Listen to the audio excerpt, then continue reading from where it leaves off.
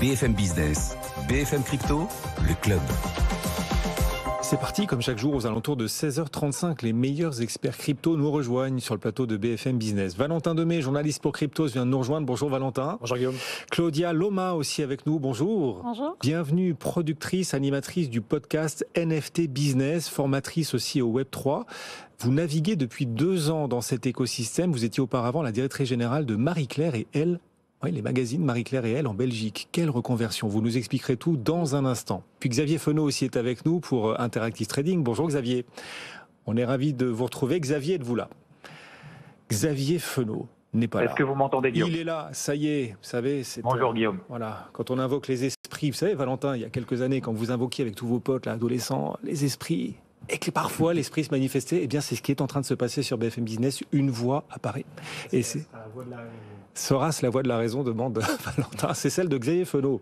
Et donc c'est la voix, ben voilà, c'est la voix en tout cas des mathématiques et des cours, des seuils à surveiller sur les cryptos. Xavier, quelle perspective sur les cryptos quand vous voyez la façon dont les cours évoluent depuis le début de l'année? On voit les indices actions bien progresser. Ça repart de l'avant aussi sur le Bitcoin notamment. Est-ce que les seuils techniques que l'on vient de franchir peuvent donner un peu plus d'optimisme aux fans de crypto et aux investisseurs?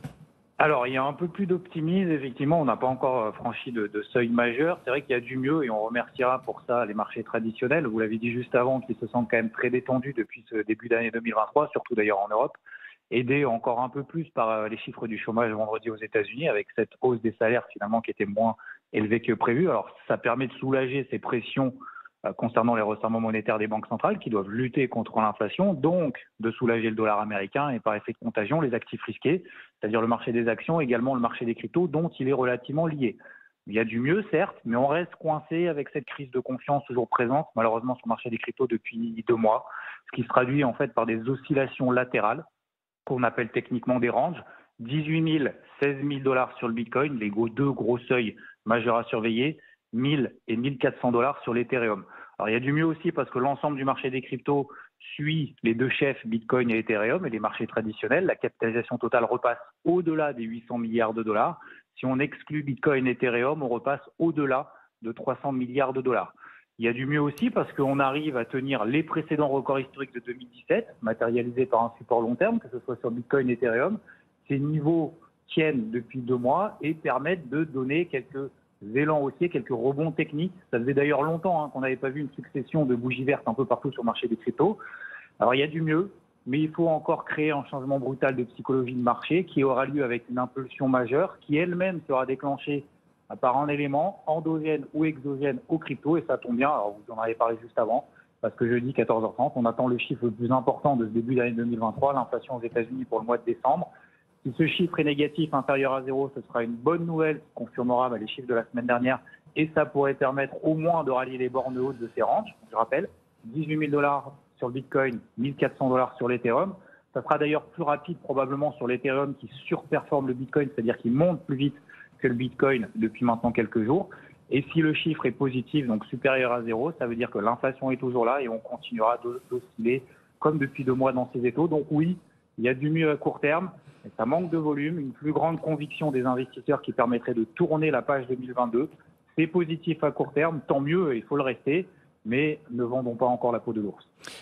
Merci beaucoup Xavier Fenot avec nous pour Interactive Trading, et on rappelle à ceux qui souhaitent investir en crypto de n'investir que l'argent dont ils n'ont pas besoin, on le répète à chaque fois. Valentin est avec nous donc, et Claudia Loma, on vous retrouve dans un instant Claudia pour que vous nous racontiez ce que vous proposez à ceux qui ne comprennent pas encore tout du Web3, ce que votre passion depuis 2 ans pour l'écosystème vous permet aujourd'hui de réaliser. On rappelle, vous venez de l'univers de la presse traditionnelle et aujourd'hui vous tentez alors d'évangéliser, je ne sais pas si vous adopteriez ce terme, en tout cas de transmettre votre passion des cryptos. Vous nous direz comment dans un instant. Valentin, auparavant, l'actu en direct. Le gouverneur de la Banque de France durcit le ton vis-à-vis de l'écosystème crypto. On irait vers une licence obligatoire pour les entreprises crypto en France. Effectivement, on en parle depuis quelques jours, puisque le calendrier réglementaire a l'air de s'accélérer, ou en tout cas c'est la volonté des différentes instances de régulation qu'on a en France.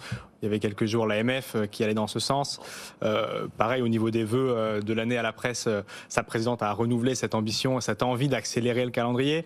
Et là, effectivement, c'est le gouverneur de la Banque de France qui va dans le même sens, vouloir accélérer la réglementation, proposer l'agrément obligatoire à toutes les entreprises PSAN pour octobre 2023, donc octobre de cette année. Et il nous dit effectivement, sur les cryptoactifs, tous les désordres de 2022 nourrissent une conviction simple. Il est souhaitable que la France passe dès que possible à l'agrément obligatoire des PSAN, plutôt qu'à leur simple enregistrement, et ce, bien avant l'entrée en application de MiCA. On rappelle, MiCA a été voté l'été dernier sous la présence de la France. Donc effectivement, il y avait cette ambition déjà d'accélérer, ou en tout cas d'uniformiser et de mettre un niveau supplémentaire de sécurité auprès des investisseurs au niveau européen. Ça rentrera en application et en vigueur en 2024-2025. Mais d'ici là, avec la crainte un petit peu des fantômes de FTX, ou la peur de voir un FTX français ou un FTX bis, les instances réglementaires françaises souhaitent que ce niveau-là arrive de réglementation bien avant et uniquement en France. C'est très dangereux, on le rappelle. Owen, Simonin, Asher a eu l'occasion de le dire. Faustine Fleuret, présidente de l'ADAN, qui représente 200 entreprises du secteur, a eu l'occasion de le dire. À vouloir surprotéger ou à vouloir tout simplement protéger, on risque pour le coup de mettre en danger les entreprises. On risque d'étouffer les entreprises françaises. Cette proposition a été votée au Sénat avant les vacances de Noël. Elle est discuté à l'Assemblée plénière à l'Assemblée nationale le 24 janvier prochain. Comment séparer le bon grain de livret? On comprend, il faut protéger les consommateurs, les investisseurs, c'est clair et net. Mais comment séparer le bon grain de livret dans l'écosystème et parmi toutes ces entreprises sans tuer l'ensemble d'entre elles? Voilà. Là, la problématique étant effectivement l'accélération du calendrier. Je répète, effectivement, ce calendrier est nécessaire. Il sera mis en application en 2024 et 2025. Le faire uniquement en France pour octobre risque d'étouffer l'innovation en France et de tuer les entrepreneurs qui souhaitent faire la crypto, la France, le crypto hub européen, comme le voulait Bruno Le Maire. Et justement, juste petite précision, Guillaume, Jean-Noël Barrot, notre ministre de la Transition du numérique, est contre cet agrément obligatoire pour octobre. Il s'est déjà prononcé à plusieurs reprises au Sénat et il devrait effectivement continuer dans ce sens avant le vote le 24 janvier prochain à l'Assemblée nationale. Voilà, donc cette pression sur l'écosystème, le gouverneur de la Banque de France, vous le disiez, qui voudrait rendre obligatoire une licence pour les entreprises crypto. Toujours dans les nouvelles un peu négatives, on voit Coinbase qui annonce des licenciements, 20% de ses effectifs. Coinbase qui sur un an en bourse a perdu 83%, c'est l'autre actu du jour. Et puis du positif aussi, en tout cas des évolutions intéressantes. Ethereum, une étape importante de plus, 5-6 mois après le merge, on va, Valentin, vers la mise à jour Shanghai. De quoi s'agit-il, la mise à jour Shanghai? Là, on imagine ceux qui nous écoutent, qui nous demandent si c'est pas du chinois en l'occurrence. Enfin, de quoi on parle et pourquoi c'est important? Bon, effectivement, à chaque mise à jour Ethereum, il porte le nom d'une ville. Généralement, c'est la ville dans laquelle les discussions qui ont porté à cette mise à jour ont été faites. Donc, il y avait Paris il y a quelques temps, Paris, qui portait l'une des plus grosses mises à jour dont vous parliez.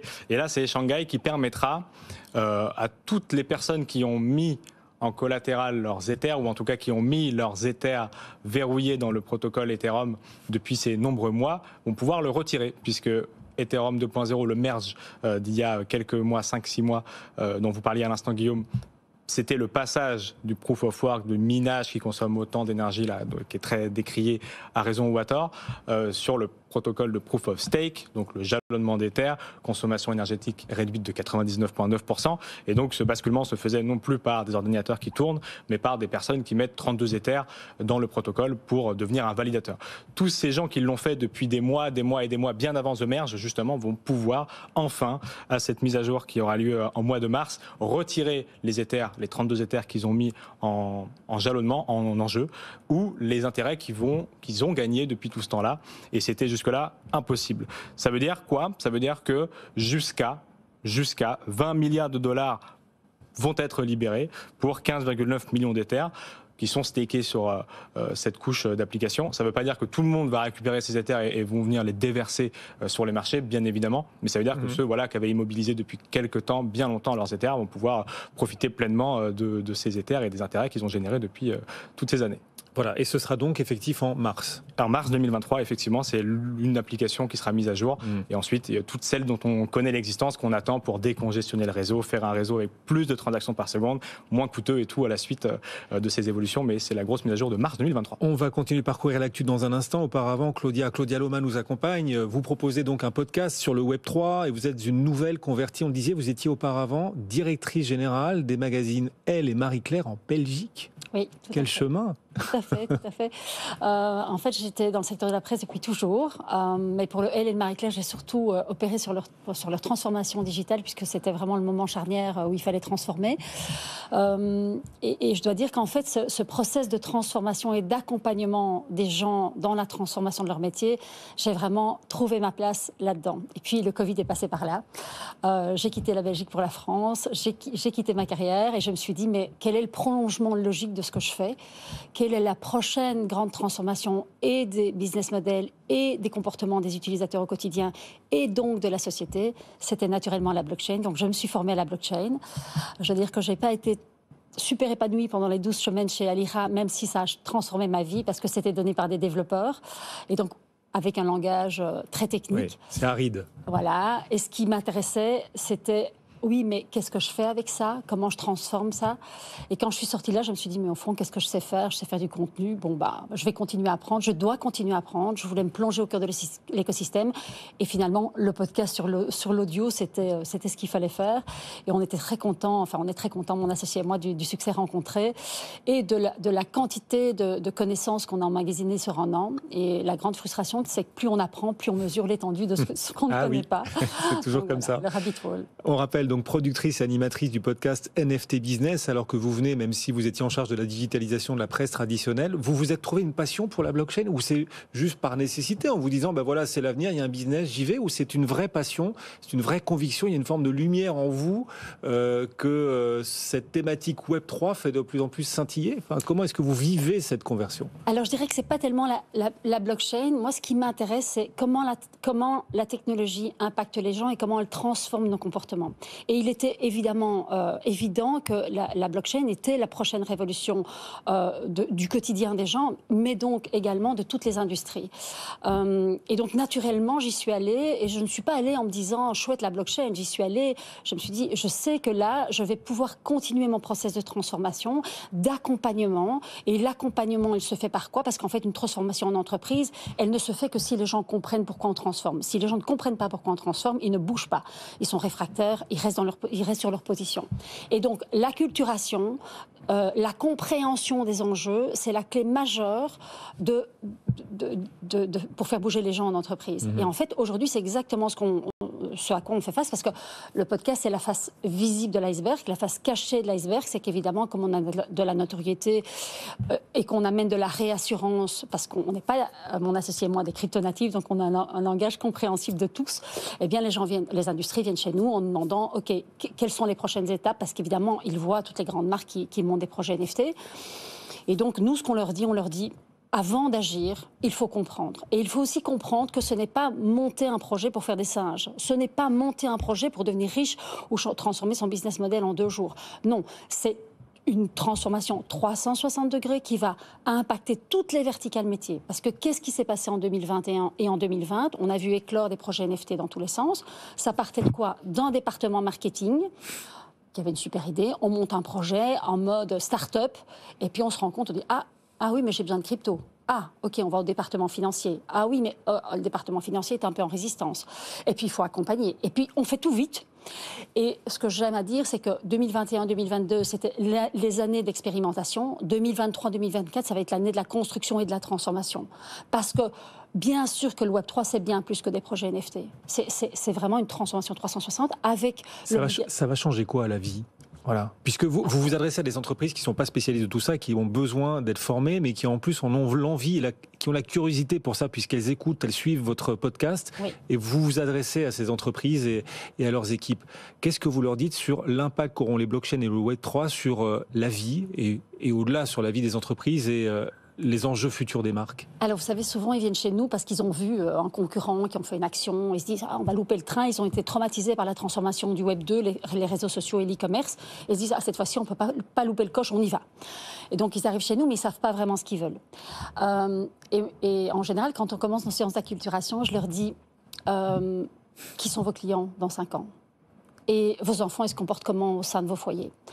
Alors, évidemment, quand on parle aux gens de leurs enfants, on a toute leur attention. Et donc, je commence à expliquer l'analyse des comportements des générations Z et des générations alpha. Je leur explique les traumatismes qu'ils ont vécus pendant les confinements, les couvre-feux, et puis en fait, pour eux, ils ont toujours vécu dans les crises. C'est une succession de crises sanitaires, financières, écologiques, énergétiques. On leur dit que dans 20 ans, il n'y aura plus d'eau. Et donc, ils ont perdu, ces générations, ils ont perdu l'insouciance. Moi, quand j'avais 15 ans, je ne m'inquiétais pas de la planète, je ne m'inquiétais pas de mon avenir. Je savais que j'avais une certaine sécurité, une certaine insouciance. Ces générations ne l'ont pas. Même les enfants des familles privilégiées. Pourquoi ? Parce que les enfants, aujourd'hui, ils sont dans les foyers avec plus aucune frontière entre la vie professionnelle et la vie privée. Et donc, ils assistent et ils entendent et ils absorbent l'angoisse des parents, l'inquiétude, le coût de l'énergie, la faculté de pouvoir boucler ses fins de mois de plus en plus difficiles, cette notion de la liberté individuelle qui se rétrécit, cet étau qui se resserre petit à petit. Mais le commun des mortels ne sait pas forcément mettre des mots là-dessus. C'est un sentiment... Cette impression de moindre liberté, enfin, je me permets, cette liberté individuelle qui se rétrécit, je sais pas, c'est peut-être une impression aussi, on n'est pas non plus super malheureux en Europe aujourd'hui, en 2023. Non, on n'est pas malheureux, mais je pense qu'il faut se connecter. Nous sommes des êtres privilégiés. Il faut se connecter à la majorité des gens qui n'ont pas forcément les connaissances que nous avons, les moyens que nous avons. Quand je dis moyens, c'est pas que des moyens financiers, c'est aussi des moyens de communiquer, c'est du réseau, c'est de la facilité de trouver l'information. La plupart des gens, en fait, ils sont dans un état de survie. Leur capacité de boucler les fins de mois a diminué. Et donc, ces gens-là, ils cherchent à être résilients. Ils cherchent des solutions alternatives parce qu'ils ont...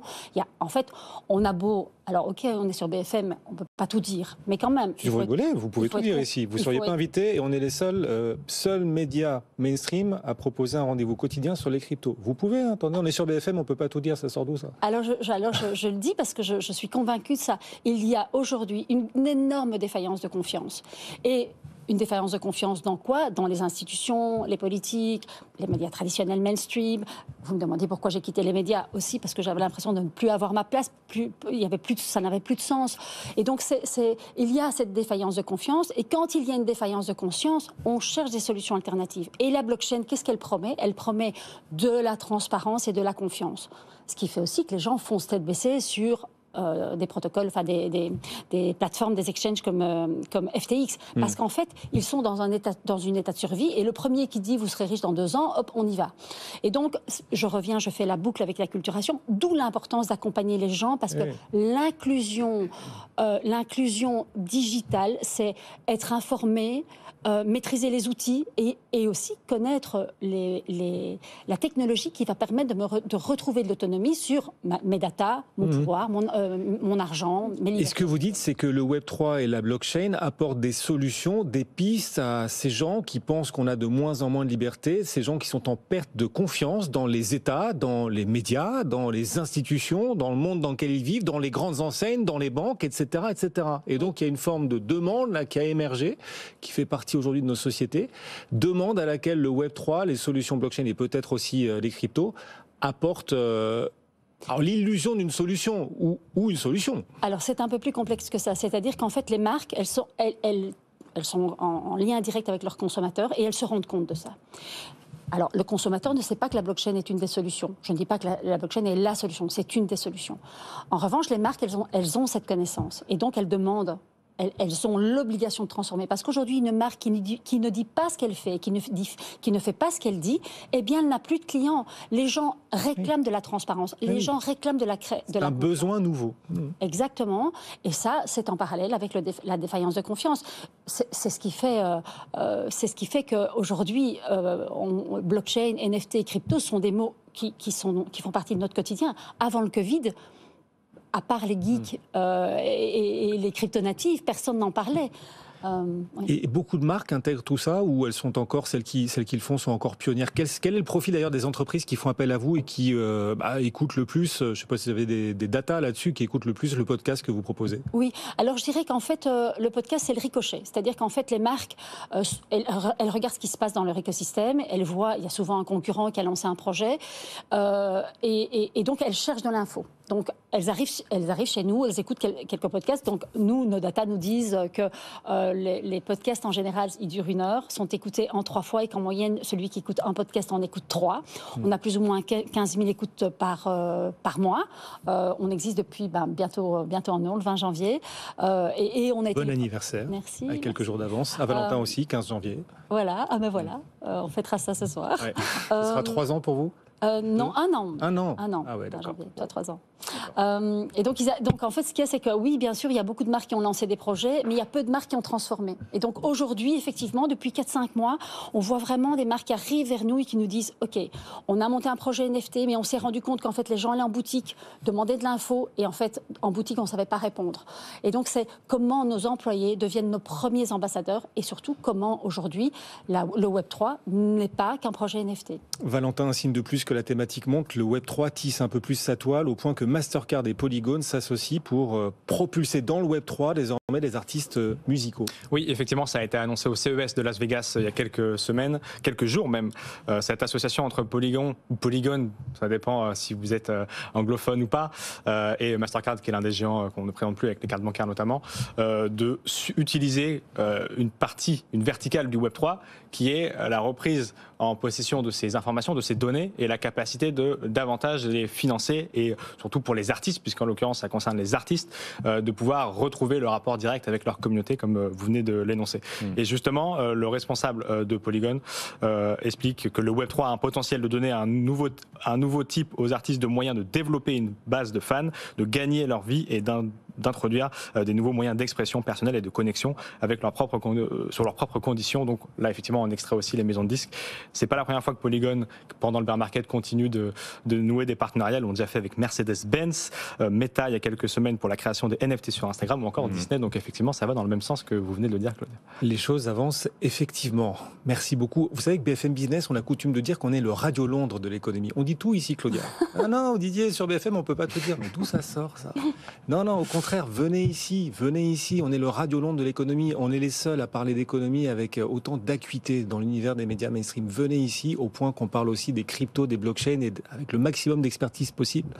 Et les meilleurs experts qui nous accompagnent chaque jour. On vous remercie d'ailleurs tous. Merci Claudia, merci d'être passée. Claudia Loma, productrice et animatrice de ce podcast NFT Business. Donc on vous souhaite bon vent et le meilleur pour ce podcast. Merci Valentin Denet, journaliste pour Cryptos. Merci Guillaume. Qui sera Gnome. Guillaume. Ah, j'ai compris Gnome.